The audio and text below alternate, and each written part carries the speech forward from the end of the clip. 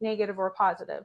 We see things all as evolution and awareness. And so therefore, for us to tap into the energetics of the consciousness of the human, we must lower our comprehension a bit to see that awareness in which you are looking your lens through.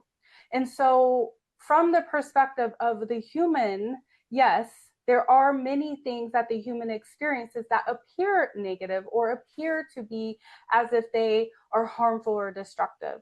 And the soul chooses to have these experiences prior to that energetic exchange with the human body, because it knows that when it goes through these things, it brings itself to a new awareness of what love is.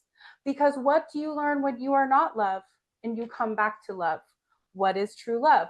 What does it mean to be love? Who am I? Who is the love that is within me? Where is that love coming from? And how can I tap deeper into this awareness of myself? And so the pre-planning of the souls that desire to come to the earthly experience have some form of this desire. Now it will become maybe a little bit more polluted, we would say, as the human goes through the experience of having many lifetimes upon earth.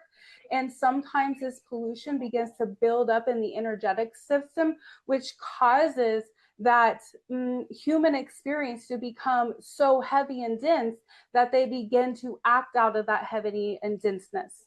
Now, every soul does not experience that dense of energy, and many of them have been aware of themselves a little bit longer than others, which has given them the capacity to have the ability to move past those lifetimes that may have appeared to be that way. But as far as every soul wanting to do anything like this, it is not so.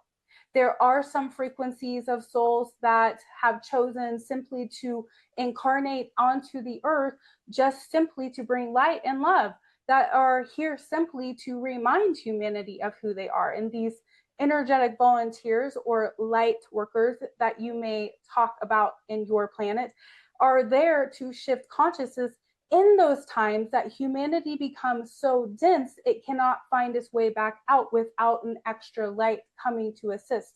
You saw this happen when Jesus came.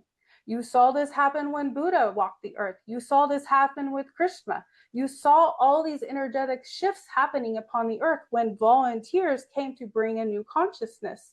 Now, the label of consciousness does not matter. What the consciousness is connected to is the energy of love, which is light, which is you, which is the I am, which is a reflection of yourself.